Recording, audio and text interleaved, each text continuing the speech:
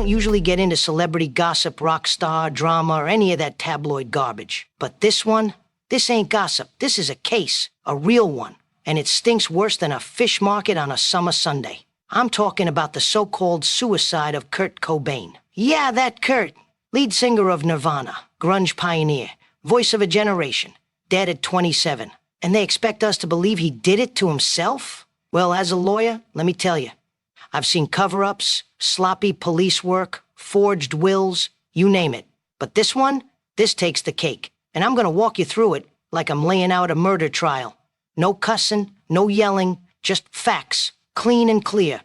Because this isn't just about a rocker. This is about truth and justice. We got contradictions, inconsistencies, motive, opportunity, and nobody behind bars. Nobody even in cuffs, not even a reopened investigation.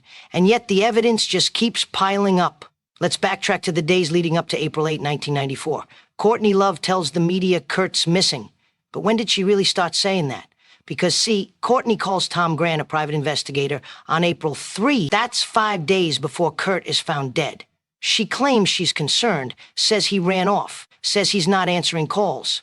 But she doesn't call the police. She doesn't file a formal missing person report right away. What she does is call a PI. That's where things start getting weird.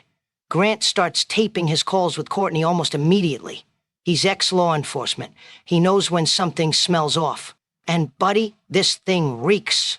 She's evasive. She's contradicting herself. 1 minute Kurt's suicidal, next he's hiding, then she's blaming heroin, then she's downplaying it. If you hire a PI because you're worried your husband might die, and then you lie to that PI repeatedly, you're either hiding something or trying to steer the story. Either way, red flag. Then comes April 5th, the supposed day of death. But here's the kicker.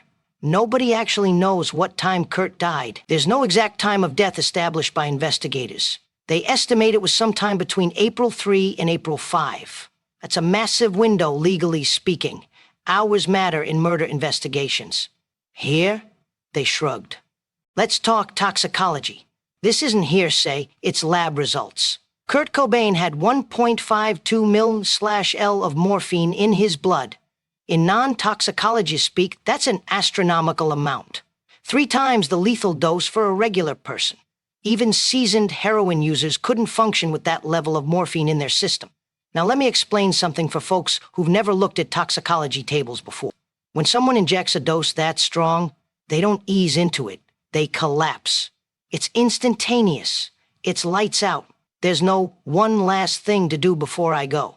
And yet, we're expected to believe Kurt not only remained upright, but managed to roll up his kit, clean the syringe, put the cap back on, position a shotgun, pull the trigger, and fall back neatly with the gun across his chest?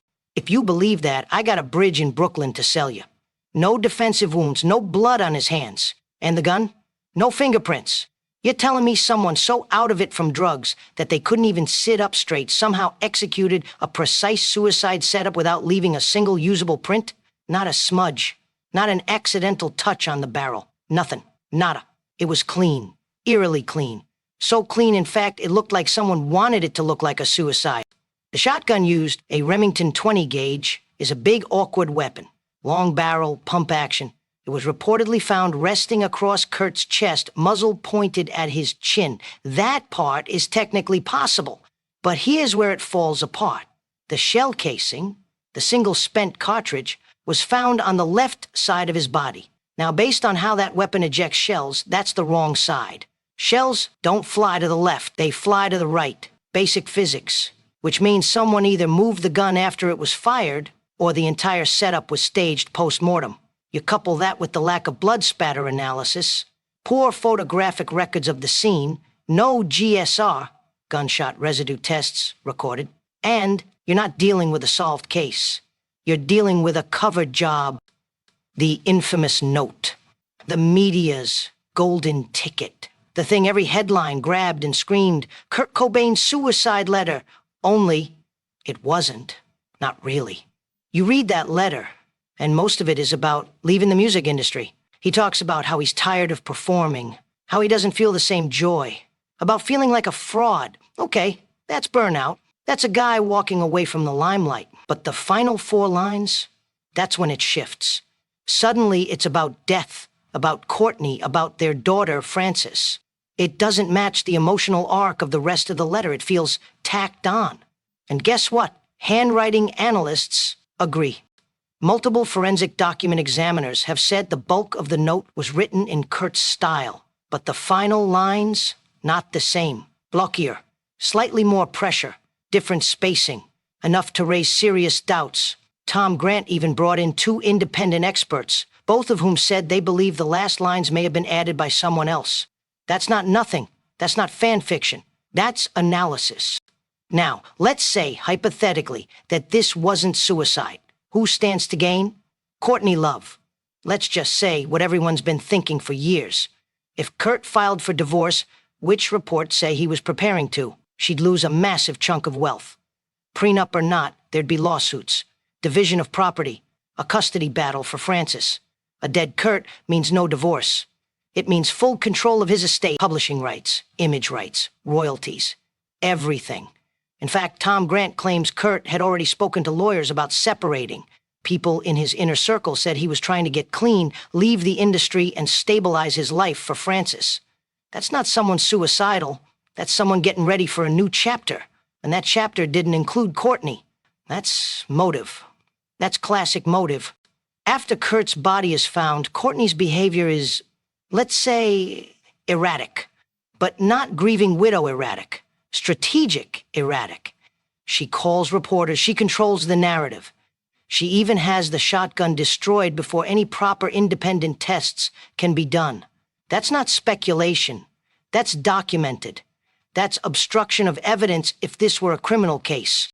She also allegedly directed friends away from searching the greenhouse, the very place Kurt's body would later be found.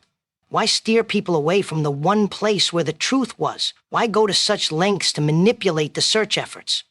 Grant has tapes of Courtney changing stories, acting shifty, even joking about things that should terrify any wife who just lost her husband. It's not admissible in court, maybe, but it's damning as hell in the court of public opinion. Seattle Police Department treated this like a routine junkie suicide. They arrived on scene, saw the gun, saw the note, and closed the case before the autopsy was even complete. No fingerprint dusting, no blood pattern analysis, no testing of the scene for third-party DNA. You know what a real investigation would have looked like? Scene lockdown, evidence collection, timelines established, alibis verified, surveillance reviewed.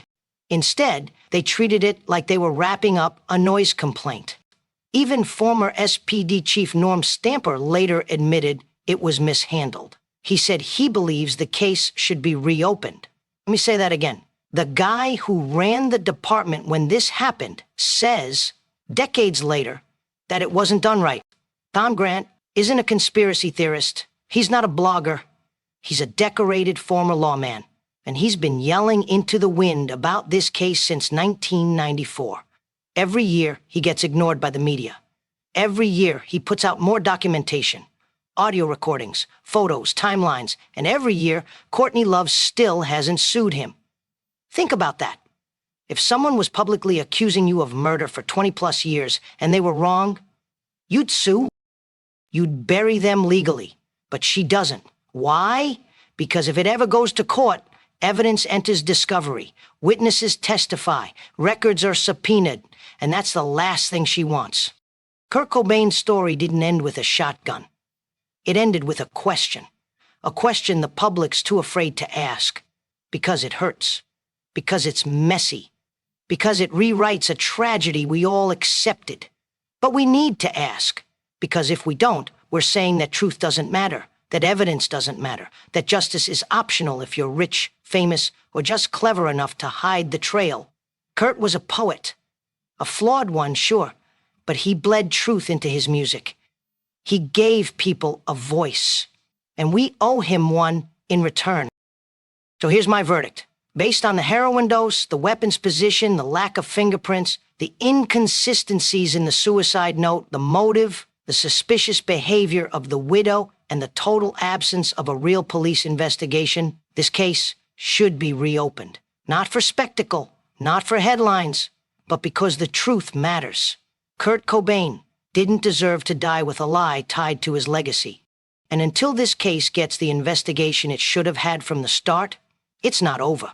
Not for me. Not for Tom Grant. Not for the fans who still cry when they hear something in the way.